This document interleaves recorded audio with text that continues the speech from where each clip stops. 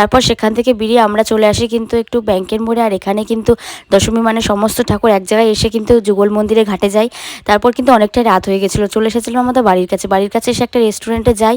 আর গিয়ে কিন্তু অনেক কিছুই খাবো ভেবেছিলাম, কিন্তু অনেকটা রাত হয়ে যাওয়ার কারণে তেমন কিছু খেতে পারিনি বলে শুধু একটা এগ রোল, কোল্ড ড্রিঙ্কস আর হচ্ছে চাউমিন খেয়েছিলাম।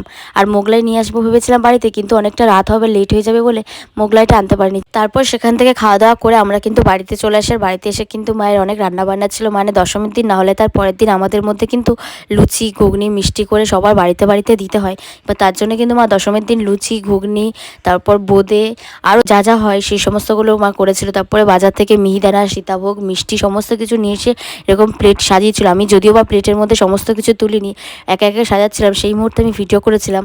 তাহলে আজকের মতন দশমীর ভিডিওটা আমি এখানেই শেষ করছি। সবাই খুব ভালো থেকো, আবার সেই পুজো আসবে একটা বছর পর, আবার তোমাদের সাথে দেখা হবে অন্য কোনো ভিডিওতে। টাটা।